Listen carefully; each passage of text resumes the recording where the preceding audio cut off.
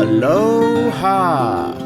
You are listening to Inside the Desert Oasis Room, episode number 242. This podcast is brought to you by Deadhead Rum. Fine single blended rums made with sugarcane sourced from the jungles of Chiapas. Master blended by 43-year rum veteran Jorge Perez, the most decorated master blender in all of Mexico. For more information, check out their website at deadheadrum.com. This podcast is sponsored by Frogtown Brewery, an independent craft brewery and tap room located in Northeast Los Angeles along the LA River. Tell them the Desert Oasis Room sent you and get your first pint on us. Limitations apply. For more information, go to frogtownbrewery.com and follow them on social media at Frogtown Brewery. On this episode, we are joined by Elle Festin, tattoo artist, cultural revivalist, and founder of Spiritual Journey Tattoo. We chat about traditional Filipino tattooing methods and hear stories from his journey to the village of Buscalan, high in the Philippine mountains, to meet with the legendary Whang Od, at 107 the oldest tattoo artist in the world and last traditional tattoo artist of the Kalinga tribe. As always, I hope you enjoyed this episode as much as we did bringing it to you. If you'd like to follow our adventures, check out our YouTube channel at youtube.com/PolynesianPop, where we chronicle events, bars, travel spots, cocktail tutorials, and more. And if you enjoy this podcast, please consider becoming a patron at patreon.com/PolynesianPop, where membership grants you early access to podcasts and videos, front-of-the-line privileges to new merch releases, as well as exclusive content, meetups, and screen credits. Alrighty, let's get into this. Pour yourself a cocktail and join us at Spiritual Journey Tattoo, and give it up for my friend, Elle Festin.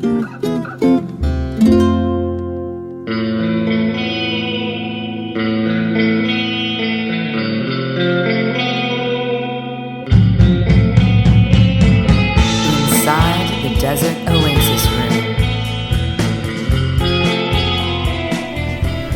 All right. What's happening, party people? I guess where I am, I'm at Spiritual Journey with my friend, Elle, one of the owners here. Yeah. One of the owners and founders? Yeah, I'm a co-owner. Co-owner? My wife. Okay, yeah. okay, love it. Oh, so is your wife Zell? Yes. So it's Elle and Zell? Yes. Oh, that's cool. I know. It's perfect, right? It's perfect, yeah. Thanks for having me here, by the way. You're welcome, Adrian. If you guys haven't heard the podcast yet that we recorded with Francesca, we have that on, I'll put the link right there in the description, and you guys can find that on our website or wherever you listen to podcasts. It's all out there, Spotify, iHeartRadio, you name it. And we talk about traditional Filipino tattoos and that, but now we are at the shop that is known for making your journey, your spiritual journey authentic. As authentic as it's going to be here in California, right? Yes, so let's talk about Spiritual Journey. How did you get started here? So basically, I used to be a fashion consultant. Okay. When I went to Hawaii, it was the peak of the Polynesian Renaissance, the revival. And so when I went over there for a gig, one of my mentors, he's Tahitian, and he told me, like, what are you? And I said, oh, I'm Filipino, because, how long ago was this? This is 1996. Oh, so it's almost 30 years ago then. Yes. Okay. So he told me that we're related, and I'm like, oh yeah, you're so tall. How are we related, bro? And he's like, no, the language. And so he started counting, and then I was like, oh, you got that from Filipinos. And he's like, no, it's the same people that migrated, right? And then from there, he showed me his tattoos, and since I did graffiti and slam poetry, when he spoke about it on his arm, and to me it was very abstract, like graffiti, because I never seen those type of patterns before. Yeah. And as he explains that, he talked about the meaning, the deeper meaning, and it was like poetry on skin, and it was like really inspiring. Yeah. So me being Filipino, not educated about that stuff because it's so brand new to me, because I thought Philippines don't have tattoos. I was like, oh, I want exactly that. And he's like, are you stupid? Right. I literally told you it's my grandparents and my lineage and stuff. And he's like, since you guys are related to us, I'm pretty sure you guys have tattoos? And I was like, no, we don't have tattoos. We don't have tattoos. And he's like, you're so used to fashion that you think you just want to wear this Polynesian stuff when really, you're the perfect candidate to revive this. Yeah. Because a lot of Filipinos, he said, in Hawaii, they don't question anything. They like the look, the aesthetic look of it. So that's why they would get Polynesian stuff. And of course, they tattoo those Filipinos because they do have to pay bills. And plus, they could only preach as much, Sure, yeah. sure. So I don't know why they just told me, I'm not going to tattoo you until you research the culture. I don't know why they picked me. I don't know why they put it on my lap. But sure enough, since I was so inspired about the... Yeah, so it's kind of like a calling. Yes, it was. Sounds like. Yeah. I kind of was thinking oh, they're haters. Did you resist that at first? Yes, I did, actually. Okay, so when did you turn around? What made you decide that you were just going to go ahead and accept it? At first, I didn't want to because in the 90s, right, you can't get a job when you're tattooed. Right. Yeah, so it needs to be hidden or something. And if I was going to get that type of tattoo that's so meaningful, I wanted to show it in some way. Yeah. But I still got the band because that was of course, popular right? then, the bands. Yeah. Bro, I'm not even going to show it to you. I have a tattoo that I did when I was 18 years old. And I did it because I was I'm 18 and I can do what I want. And then I accept it for what it is because it was a stage in my life. And I try to be okay with it, but I would like to maybe if there's a way I could cover it up. But, also I just want to accept my mistakes, right? And accept the steps of my life that took me to where I am today. Yeah, your timeline, yeah. Yeah, it's part of my history. Yes. Even though it sucks, but, but it's what it is. But hey, you got to start from the ground before you sprout out of the tree. Yeah. So everything's good, you're in a dark place before you get watered with knowledge, and then you sprout out. And then soon enough, when you become an ancestor, you're that big tree, and hopefully it bear fruit with your grandchildren, great-great-grandchildren, and they'll plant their own seed, right? Yeah. So you went down this path then to start learning about all of the meaning and the history and the symbolism and all that, hence the spiritual journey, right? Let's talk about that. Tell me about what that was like, what you started to discover, and what that did to you. How did that change who you were and how you thought? Well, I didn't know the definition first when they mentioned spiritual journey, right? I grew up as an immigrant coming here when I was in 5th grade, and we lived in a predominantly, black neighborhood, and it was very impoverished over there, and it's pretty hood, So, people getting out of that area, I didn't know that could be defined as spiritual journey, because our society makes sure spiritual journey is like a divine thing, and they put it in a box, and they can't define it they define it as one thing when really anyone could have a spiritual journey. Right. For instance, you tattooing yourself, and then you grew to this person that talks about many things like the tiki you're passionate about and all this other stuff to educate people. You're a storyteller, and that's your spiritual journey right there, and just growing. Like I said, you sprouted out, and now I'm pretty sure with your following and your podcast, you're a strong tree trunk right now. No breeze can topple that. You know what I mean? Yeah. So I'm confident about that too. Yeah. And then what do you call this? As I grew into many things, I was layered like an onion because, learning from the hood, how they sold stuff or whatever, and they gather up people that didn't have parents, and my parents being immigrants and stuff, there's no parents at home. So what happens is I related, and I see the business aspect of entrepreneurship and the brotherhood, being loyal to your people and everything. And once I moved out of there and I met Filipinos, right, that built that way too. You would have a barkada, what I mean? Yeah. And it's like a brotherhood again, and it's repeated. So from there, with all those layers of journey, that's when I realized okay, I'm climbing this mountain and stuff. So to me, my definition is a spiritual journey. But a lot of people just put that in a box, and dismiss you just because your journey wasn't praying and they judge your journey versus their journey, right? Yes. Because like yours is not, if it doesn't connect to them the way it connects to you, it's not as valid or whatever. Exactly, and that's just it's human, yes. But what's sad is most of these people that do what do you call this? What they define as spiritual, they started off from the branch. They didn't start from the ground. Sure. You know what I mean? They didn't like try their strength to get out of that ground to sprout. You know? Yeah. And then them not knowing that this spirituality started from someone that maybe had many hardships before they became and saw the light and stuff. These people started from a branch because they never came from hardship. That's what's sad about it. Yeah. Wow, interesting. So I have a journey myself as well. Yeah. And, you know, like as an immigrant, and I talked about this on the podcast, you know, I've always felt like kind of in the middle, right? I came here as a little kid, and I was never quite American, right? I'm an immigrant, right? So I'm a minority in this country trying to fit in as an American. But then to a lot of Filipinos, I'm not Filipino either, you know, like because I grew up here in the States, like, oh, you're not a real Filipino, you know. So I've always kind of felt like this thing in the middle. And part of like why I ended up gravitating towards this tiki thing is that it kind of came to me too as a calling, the way that this came to you as a calling.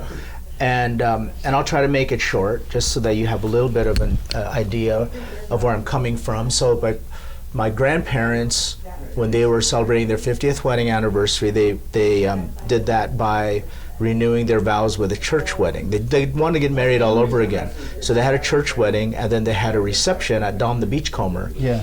They liked going to Marina del Rey, which is where Don the Beachcomber was, because there was Mindanao Way, there was Fiji Way, they would go to the warehouse there, they would go to Don the Beachcomber, and my grandmother said it reminded her of home because of the way that the restaurant was decorated, right? Yeah. And some of the food and that kind of thing. And it, for whatever reason, really like connected with me and really spoke to me. And as I learned more about the history of that, I realized that, oh, the reason why I'm so connected to it is when Don the Beachcomber first started, so he opened his restaurant/bar on Repeal Day, which is the day after Prohibition was lifted, and his whole staff was Filipino. He had all Filipino bartenders. They called them the Four Boys or the Four Filipinos, or Don's Boys. That's dope. And you know, they hire their brothers and they hire their cousins. That's such a Filipino thing to do. It totally is, right? And all of these Filipino, I should say, all these tiki bars and restaurants for decades were Filipinos. You know, all the staff was Filipinos, and you know, from the Tahitian to the Seven Seas to the Luau to you name it, it was all Filipinos. And then I thought to myself, oh, so I'm starting to understand now why I could feel connected, because they were bringing from the Philippines with them what they know, right? So I built a tiki bar in my home, which Fancy was at, and the first time I built that, my great aunt came to the house, and she walked in and she said, oh, this reminds me of home. She's like, we had a nipa hut just like this in the Philippines. Nice. And she's like, we had all the same, we did it all exactly the same.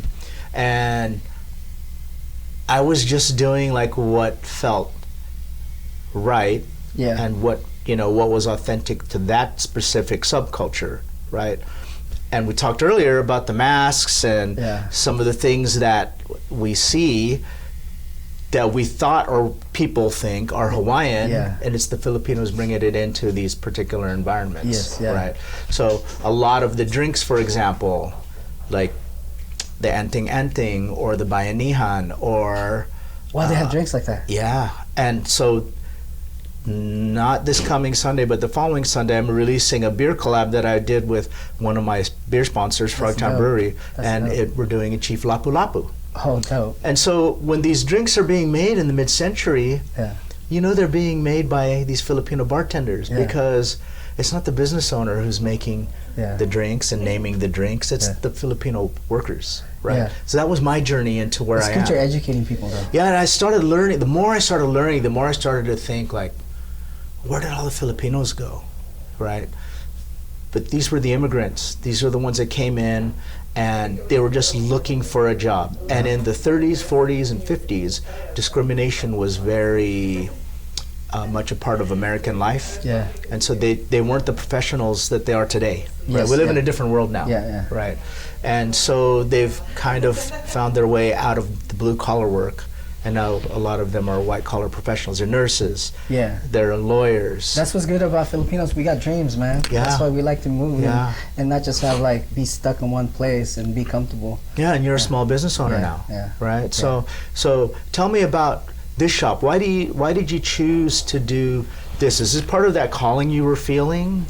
Actually, no. I didn't even plan to do this, to be honest with you. I just, of course, you know, just like every human, when you find like your roots and culture or a tattoo that's unique, you want to flex and just, Of course. it's just for me. It's just Yeah, for me. yeah. But let me talk about what you were talking about like Filipinos bringing all that stuff.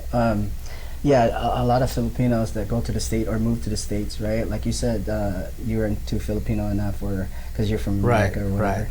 A lot of Filipino have that insecurity. So, like, let's say like a water bottle, right? You have the physical water bottle. Let's say it says Filipino, right? So you're very proud of that, the word. Yeah. You know, but it like any wind of question, it'll topple that. So now with this revival, we're filling that bottled water with water to anchor it down. Yeah. You know what I mean? Yeah. So everyone can have a sip of it. That's why a lot of people that are American Filipinos, and I like grew up with a lot of American Filipinos, and I consider myself American now. They have that insecurity. So Right. what happens is they tend to merge to another culture or go to this and that because that's the most familiar, and it brings back home. So they brought that feeling of like I miss home type thing, and put their whole effort in building something that's correlates and relates to their culture. But sometimes, like how you're doing it, I'm glad you're educating people. Although the title is Tiki, at least you're highlighting these people that work hard to introduce, you know. Sure. Yeah. Well, you know, there's Tiki is in the name because it was really kind of prolificated through a book called The Book of Tiki. Oh, okay. It was a friend of mine who was a German immigrant, and he came here and he just noticed like there were so many things that were Polynesian themed. Yeah. And why is that, right? There's this Polynesian dry cleaners and a Polynesian oil change place and all these Polynesian restaurants and a Polynesian salon, a hair salon. And he's like, what is all this? And we saw it our whole lives, so it just kind of fell to the background. And so he started researching that, and through that research he wrote this book. And in writing this book, he and another guy learned about the Filipino bartenders and the Filipino immigrants. Yeah. So all the bartenders, the carvers, the artists, they were all Filipino, right? Yeah, or most especially- of them were Filipino. Especially when Pinoys find each other and stuff, the camaraderie's there Yeah. because they know that same feeling Yeah.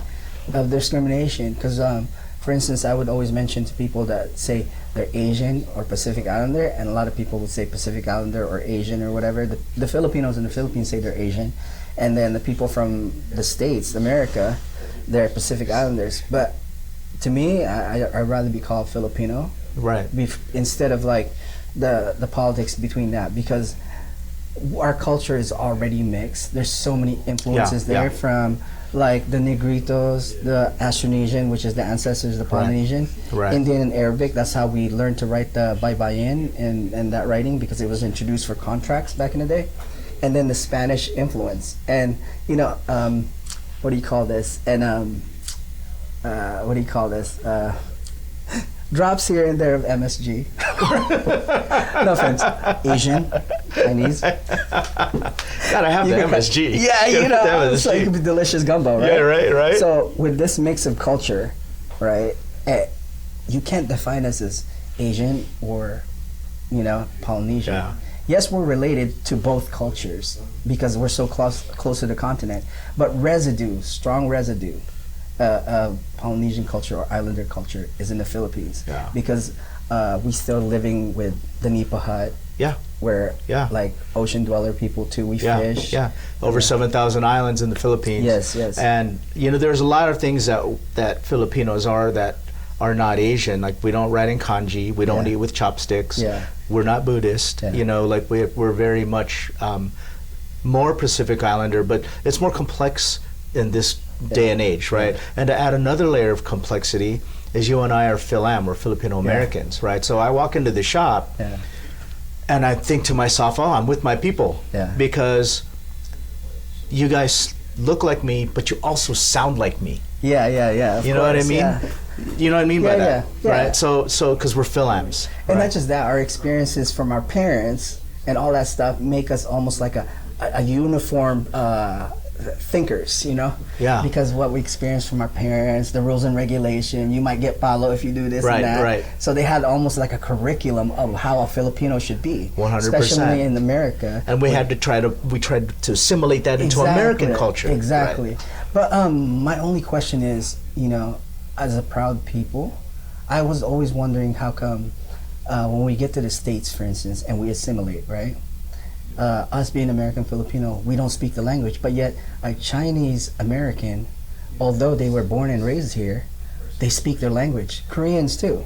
So I always wondered about that. But with Filipinos, because of colonization, it's easier to blend and not be oppressed. Yeah. If you're good at English. Yeah. You know, if you good at your school and if you assimilate to their type of way. Yeah. But like you said, when you see another Filipino, you'll be like, oh, he went through what I went through. Yeah. That's the only thing that ties us together. But now with this revival, this tattoo and stuff, you can totally identify them like that.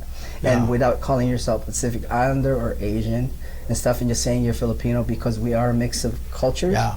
I'd rather say that than Pacific Islander, because there's a lot of backlash to it, like saying we're wannabe Pacific Islander, especially when the tattoos start happening 28 years ago. They thought we're totally, it's pseudo stuff, we're trying so hard. So I'm glad that you brought up, like, you know, when you see a Filipino, you're like, oh, okay, Lola did this, you know, you gotta serve people, you need to be a good host, or, you know, it's not kahiya, it's fucking embarrassing. Oh, it's embarrassing. Right. Take out the fucking there. It's okay. This is marked explicit, so we don't have to worry about that. Okay. So let me ask you about that now. So at one time, the Filipinos were known as the painted people. Yes. So when the Spanish first came to the Philippines, that's what they nicknamed them, because everyone was tattooed. Yes. And then over time, that changed because of what's the word I'm looking for? A certain kind of gentrification from the Spanish, right? Yes. And then the Catholicism and all of that. Are you seeing that turn around again, and people being, I mean, looking at you, it seems like you've embraced that as part of our culture, right?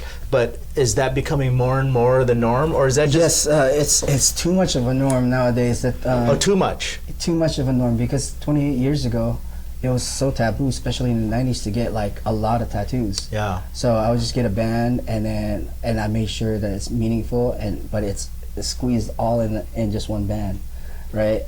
And now a lot more people, thanks to like celebrities, athletes, and all that stuff, and the fact too that like reviving this and telling the stories about it and telling the meanings about it, people start to be like, oh, I want that label in my bottle, my vessel. You know what I mean? Right. And it should say Filipino, but there's water that anchors it, right? So now, as it grew with the revival, of course, people that are, you know, diaspora, right? From Germany, Pinoys from Germany, Italy, or even just people from out of state. You know, back in the day, they couldn't fly here or afford that. So what we did is we did the research for them, right? And we send their chart of patterns, and we have to tell them like how to render it. But some of their artists, they go to a white shop, for instance. Some of their artists can't render it. Yeah, so that's when I have to draw the tattoos like on paper. But big problem with that also is when you draw on a flat sheet of paper, it looks big, but when they transfer on thing, it's not. It's the same thing as trying to draw a map of the world on a flat sheet of paper. You know, it's not flat. Yeah. So I understand. You just lost flat Earth people right now. There's not flat. Yeah, here come the comments. Yeah. So, you know, we're looking at today's day and age. So we live in a different world now, right? We have mixed race cultures. We live in a more modern society. The the tattoos that you have on your skin are mostly traditional. Yeah. Would you say that those have evolved over what was really traditional a couple hundred years ago? Well, Because of the world we live in today. Well, that word is tricky, traditional. Okay. Because, for instance, traditional in people's ears nowadays is the tapping one. Got it. And mine's But then that's just method, though, right? But I'm talking about the actual artistry. Yeah, I don't think it devolved. Okay. You know? I think it's consistently like a river flowing. It needs to be fresh all the time. Okay. Because we're not walking in the footsteps of our ancestors. You know, we're re-identifying. You know, we're still labeling ourselves like our parents' journeys and everything. Doesn't mean we need to be in the mountain. Yeah. Right? Yeah. So what a lot of people don't understand is, especially the purist tattooists now that are coming out of the woodworks, right? Because we started this 28 years ago. And I tapped and everything. I did the hand poke thing because I was like a purist also trying to do the traditional way. But that's when I realized like there's such a wave of people wanting their identities and stuff that I had to jump on the machine to get to do a full sleeve. Yeah. And not just hand poke for them to wait, not just little tattoos here and there, and that could define them, that could define their whole journey. That's not right because each individual motif tells like a paragraph. Sure. And then you need to add some more. So you're a living book. Yeah. You know what I mean? And there's volumes of it too. So then you add to that as you progress through your life. Yes. Through your journey. Yes, yeah. Yeah. So I love that. I love that. Okay. So you talked about tapping. Let's talk about your process. Because, again, today we live in a modern society. And I hear a gun in the Machine. background. Okay, machine. Yeah, okay. because in the tattoo world that's like cringe, you know? Oh, really? Yeah, when they say gun, yeah. Oh, okay. Yeah. Okay, so I apologize. As you can see, like I'm pure as a driven snow, right? But I've been wanting to have work done, but I've always been very weary about being not only authentic but respectful. That I'm not going to do something that is like, look at this poser, right? Yeah. You know, like the NBA guy with Chinese tattoos. Yeah. You know what I mean? I feel you. You know what? Here's the story. So, okay, when I got this, you know, Phil Am and everything, I didn't go to the Philippines, and then I did some research thanks to my mentors helping me out on it. When I found like 1912, you know, it says headhunters of the Philippines, and I was like, whoa, we were headhunters? That sounds tough. Yeah, you know? yeah. Yeah, especially in the 90s, you're like trying to identify as some Right. warrior, right? So when I did that research, and I was like, oh, I don't want to disrespect and copy exactly that tattoo, so that's why I did the band, made it small out of respect, but yet still talk about me Right. and my people, right? So as it went on and I did more research, that's when I started realizing that the story is still there without disrespecting them. So me going to Kalinga, my anthropologist friend, tattoo anthropologist friend, Lars Krutak, he invited me to go to Kalinga, and I was like, oh no, you know what I mean? They're gonna think I'm a poser, yada, yada, you know, I'm wearing the chatlag, the chest tattoo. But when I got there and I got to meet like all the elders and stuff, they were saying pintas, pintas, you know? And in Tagalog, that means to make fun of. Okay. Yeah, but when I asked like, what does pintas mean, right? They said, oh, it means beautiful, because you're painted, right?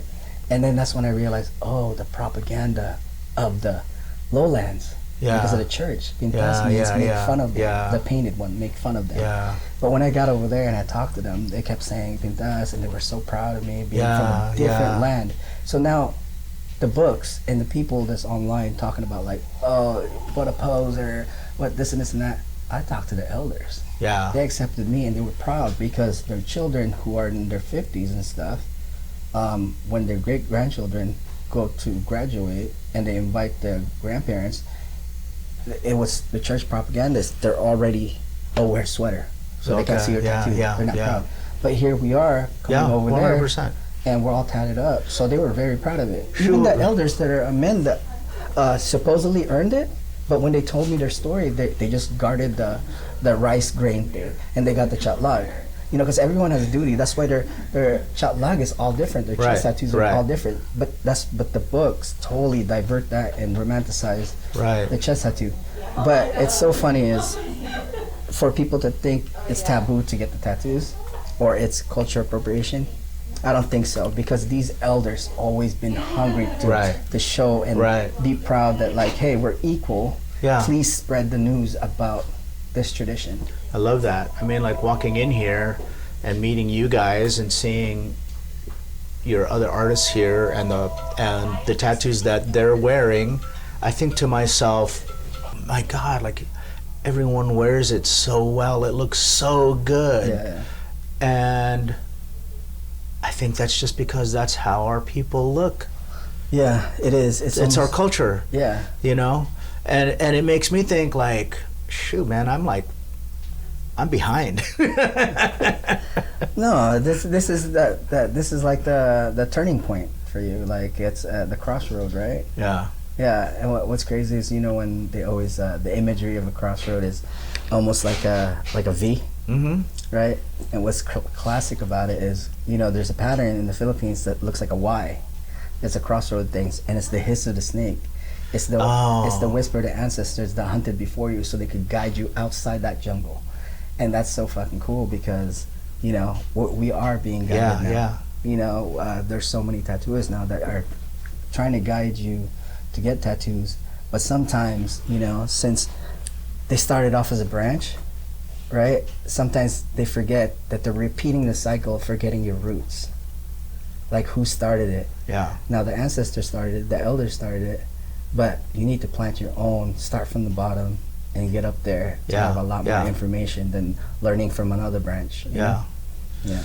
Wow, okay, so I'm going to segue into a couple of other things that we wanted to talk about. I'm going to look at my cheat sheet here real quick. There are a few things that you wanted to bring up. Yeah. Let's talk about those. Okay. And then I think you guys are saying that I'm not leaving without getting a tattoo. Yeah. We're going to tattoo him. All right. So we're going to do that as well. So let's talk about a few things. In the podcast that I recorded with Fancy before, we talked about, let's start with Whang Od. We talked a little bit about her. Do you have a relationship with her at all? Yes. Actually, like I said, during that time when Lars Skrutak, my friend that's a cultural anthropologist, brought me to Kalinga, when I met her over there, she was really intrigued, like, because I had the tattoos from way back. It gave her a flashback of stuff. So I seen all the elders giving me, you know, my props and everything, complimenting me, but I knew she was a tattooist, right? But she didn't blow up yet. So I see her like walking around trying to get to me and stuff, and I was like, oh, here we go. You know what I mean? She's gonna test me with my tools, because that's when I used to tap and do the hand poke. So you traveled all the way up there? Yes. Wow. Yeah. So when she came up to me, oh yeah, she tapped my shoulder. She's a ninja. I thought I lost her. And she tapped my shoulder, and I turned around, and she was speaking, and I couldn't understand, of course, because that's her dialect. And she's like, oh, the translator said, oh, she wants to see your tools, you know, and where they from, because some are not familiar to her. So I showed like the different tools, where they came from. You brought them with you? Yes, I did. Yeah. Because I wanted to see if the elders are familiar with it. Okay. To teach me like certain methods, you know, because there's room always to learn. You know, I can't say like I'm a master of stuff, because you keep learning, you know. If you say you're a master, it cuts it off right there. Right. But when she told me, she started pointing at the tattoos. And then what's crazy is, okay, so a woman's chest tattoo is the sleeves, and they have one bridge here and in the back a bridge again. But she doesn't have the back bridged.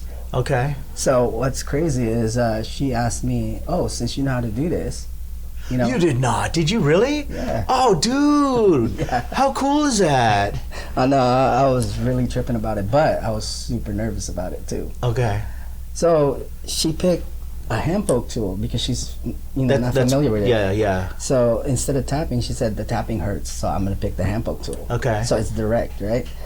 But you know, being her age, of course, everything hurts, right? So when she was being asked, like, oh, does it hurt? She's like, oh, it all hurts the same. And then, so I closed the back piece. Now, the translator said, you know how much of an honor this is, right? And I was like, yeah, because I'm tattooing an elder, you know? So I was thinking in that way. But he's like, no. No, right, yeah. It's 80 years and she picks you to do the finished product in the back. You know, and I was like, whoa, that's amazing, right? Yeah, So yeah. I was like, that's fucking amazing. And then as Lars's book comes out, that's a lot of Europeans start coming because it's beautiful tattoos. When they start getting the tattoos, you know how Pinoys are, whatever is uso, whatever is popular, they start getting it too. And then they start re-owning, meaning re-owning, like all of a sudden they're proud of that individual who they persecuted as like being, Right. you know what I mean, being indigenous, being a cave Right, person, or right. you know, not advanced, yada yada, because of the church. And so all of a sudden they re-own her, part of the Philippine thing, and she's all of a sudden a national treasure, right? When really they didn't pay attention to her until the white man started coming there. Right, right. Yeah, and then what's crazy is tattooing her. We started that like we met that way, and we started that friendship. And then as I went and stuff, she saw me again, going back. Sometimes they would recommend her clients to come here, so we collabed. You know, That's awesome. yeah. And what's crazy also is just to state something. When we were there, Grace was very young still, and that's when I was telling her. I don't know if she remembers this. Hopefully you do, Grace. I was telling her when she was a kid. I was in Tabo, Kalinga, which is their capital, and I was telling her. I saw her. I go, hey, you should join their tribe. I'll teach you how to tattoo. And she's like, oh, I want to be IT. Okay. At first, when I talked to her in Kalinga recently in February, I told her, I thought you wanted to be a nurse. She's like, no, I said IT. So I'm like, okay, maybe I forgot. I don't know, right? Yeah. So I was just encouraging her to do the tattoos because I go, there's a lot of, but there's a lot of people. It's going to be lucrative, and plus it's reviving your culture. But she was, I understand. She was still on that, this tattoo thing is for the old. Yeah. We can't transfer it to the new because there's rules and regulations back in the day. But in my perspective, it was maybe the church propaganda, people romanticizing it as bad. But from there, like, I encouraged her. I never taught her anything. You know what I mean? Yeah. I didn't teach her how to do the patterns. Okay. She learned from her great grandparents, her mom, Okay. the relatives from Buscalan. Okay. Because they have traditional patterns. And you'll notice too, the patterns that we do, it's more, I don't want to say advanced, but more like different from theirs because Pinoys, Filipinos now are so mixed. Yeah. So we can't tell, or I can't teach a Kalinga people that's pure in some sense, that, oh, hey, do this pattern. Yeah. When that's not their culture. Yeah. So, because they stay isolated in their villages and stuff. Yeah. So I never thought of that. So I just wanted to correct that on the last podcast. Okay. I just wanted to inspire somebody because I know she would make a big difference. And sure enough, she's doing it and she's making a big difference. And I know a lot of people inspired her. I'm just probably like one of like the many, you know what I mean? Yeah. Well, we have that throughout our lives, right? We have people that come and go in our lives that inspire us or point us a certain direction without us knowing they're pointing us a certain direction. Yeah. And that's how we build who we are, Yeah, just I would see it as like, okay, when you cook sinigang, for instance, right? You're aiming for just the general sinigang because it tastes good. But there's so many ingredients in it. And if you're not a cook, you wouldn't know each ingredient. You just forget, I'm just cooking this whole thing. You make it the way you make it. Exactly. So these little influences and inspirations that she had are all ingredients of what made her now. Yeah. So I don't want to claim that I'm the only one that inspired her. She had great people around her community to inspire her to learn the tattoo and to master it and stuff. But I did tell her to join the tribe, but she was hesitant on it because she wanted to be an IT. Right. So yeah. Right. So I'm glad that changed and that journey of hers changed because she inspires so many people and she's tattooing them. I'm very proud of her. And, I love that. Yeah, and Whang Od too. I was surprised when we went to her birthday. We celebrated her birthday on February, and That's cool. Yeah, and she's 108 now. Yeah. And when we were there, I thought she forgot me because we only saw each other like 4 times, and this is the 5th time I saw her. So I was like, oh man, I don't know what to say. Because in media already, there's so many pictures of me. Oh yeah. So I was like, oh man, I look like a front or whatever because, it's been so long or whatever. It's been like, 8 years I haven't seen her. First thing she does is she saw me and she just went like this. Love it. Yeah, love it. 4 waves, and I was like, oh, she remembers I love me. that. Okay, so for those that don't know, Mark of the 4 Waves, Yeah. Tatak ng Apat na Alon Tribe. Yeah. So let's talk about that real quick. And this might be a good way. Let's look at our timing. So this might be a good way to wrap up this session. We're not going to end the video yet because we're going to go film a little bit of Fancy getting tattooed, and then maybe someone can film me getting tattooed. Yeah, so let's talk about the tribe. Tell me about the tribe and what do the symbols mean. So we started a tribe a long time ago because I can't, although I have many ideas, and let's say a centipede, right? You could have a head, but there's no movement without arms and legs. Right. And there is a symbol of a centipede. It means one thing with many legs, meaning community working together is stronger. Now, a lot of individuals now that tattoo with tribal stuff, they want to be the head and not have arms, and they just plant seeds. I guess they're farmers, but our group is about the centipede. So Tatak ng Apat na Alon, which is Mark of the 4 Waves, is about our ethnicity. So the first one that migrated to the Philippines, the first wave, is the Negritos. We need to give credit to them because they're still oppressed, and we're mixed with them too. And then the Austronesian culture, which is the ancestors of the Polynesians. Right. And then during spice trade, the Indian Arabic went over there for contracts. We learned the Indic text, the Baybayin, how to write and everything. So that's the 3rd wave. We intermixed with them also. That's why there's Arabic terms like salamat is from Salaikum Salam. Rami is actually an Indian term too. And for instance, Sari Sari store. I'm learning all this. I didn't know any of this. Yeah, Sari Sari store is Indian. Sari Sari, right? And then the last wave, which is the Spanish. So all those in our blood, running through our blood and stuff, makes us unique from the Polynesians and from the Asians, because we're the Latino of Asia. Yeah. Yeah, and we're I could say we're the Black of Asia. There you go. Yeah, but those 4 migrations, we called it Mark of the 4 Waves because it left a mark in our culture to make it more unique from the rest of the cultures. So that's Asia. what that means. Yes, okay. yes, yeah. Oh, that's cool. And the symbolism behind it also is there's so many things. It's tattoo patterns. Yeah. Like for instance. Yeah, I see the patterns there. Yeah, for instance, a lot of members have this. Yeah. So that's the 4 waves. But this pattern is actually a design pattern of a conch shell. Okay. Because it's the whisper of the ancestor that sailed before you to many lands. And then the weave mat right there that ties everything together. Yeah. So right here is the wind. Yeah. The wind pattern. There's the eagle right here. And in between each bird, the school of birds and stuff, is a fish. The school of fishes and stuff, something like above, so below. And then with the male one, it's the shield is a Caracoa blueprint, like the war canoe. So it's from Luzon and Mindanao, the weapons. And the Caracoa is Visayan. And then the 4 skulls is the 4 different migrations. Right. So that's why it's Apat na Alon. It's super creative. I love all of that. How you designed all of that, and this patch is just it's awesome. Oh yeah, and why we have patches also? It's because a lot of people think we're a biker crew. Okay. Yeah, and we have vests and everything. Yeah.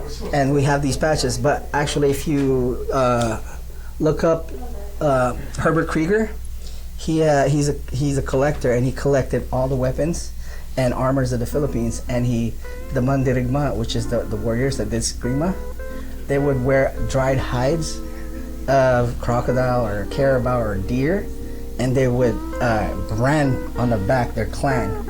So that's why we wear leather vests with this. All right. We came across some bikers and they were cool with it because we don't have 3 patches, Yeah. So it's different, but man, looks great. I love it. And why it's red also is for the Katipunan.